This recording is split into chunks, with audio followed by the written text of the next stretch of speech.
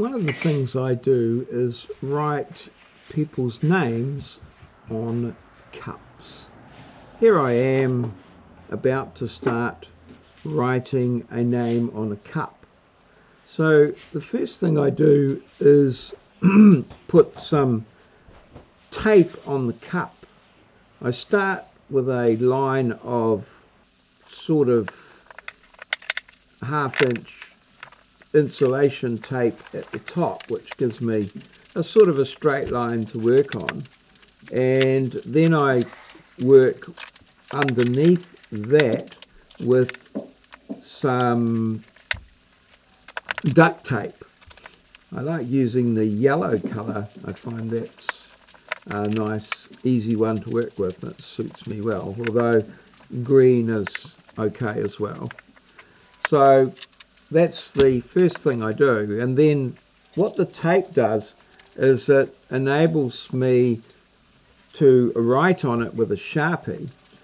Obviously the ceramic is difficult to write on, so the tape enables me to write the name on it. It gives me a good basis to work on, and I use a Sharpie. Before I do that, I obviously identify where the center of the name is opposite the handle, and I put guidelines in depending on the name as to how the guidelines are. I prefer names that have no ups and downs. Okay, an H is an up, and down is like a G. So if I can have a name like Maurieo, where I can just have all the letters one height, it's so much easier. So generally I like to have the bulk of the letter sort of half the available space as the actual body of the letter, and then I can go a quarter up or a quarter down depending on the name that I'm doing. So then I try to center the name, as I say, on the opposite where the cup handle is. So I count the number of letters there, and I go from the middle to the end, and then from the middle back to the beginning to try and get a nice symmetrical name on the cup. In this instance I sort of got it a wee bit wrong, and I had to rub it off with a bit of methylated spirits and just redo some aspects of it. But once I've got the name on the cup, then I can start the engraving process.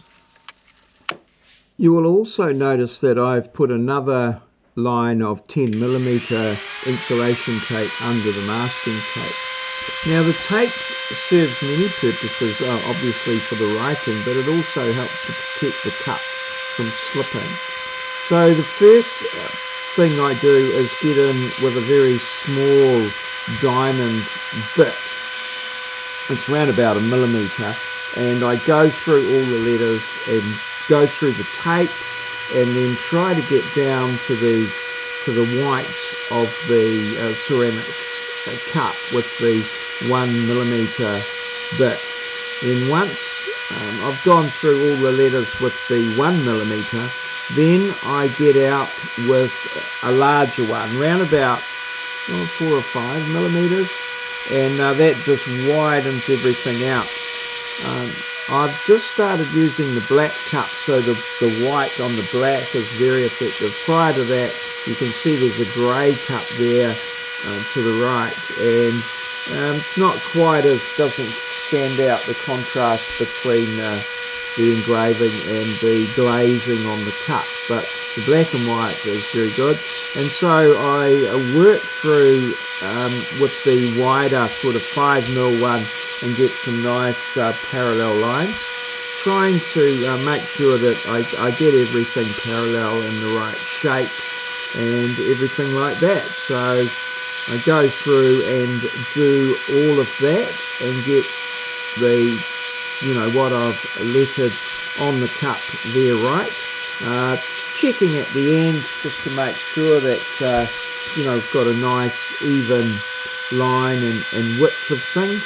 Sometimes I may go back and just touch it up with the 1mm one if necessary, but generally I'm finding the diamond bits, the 5mm one, just gives me a nice even line width. I'm using an Ozito rotary tool. It's sort of a Dremel clone, but I am using Dremel bits in the handpiece there that I've got. The bits are diamond bits. They can be quite expensive, around about $20 to $26 each. I haven't sort of worked out how long they last and how many cups I can do with them, but certainly they would possibly be a major cost component of it. The cups themselves I get from the warehouse, and when I bought these cups they were about $3 each, but I have been back recently and found that they're up to about $6 each now.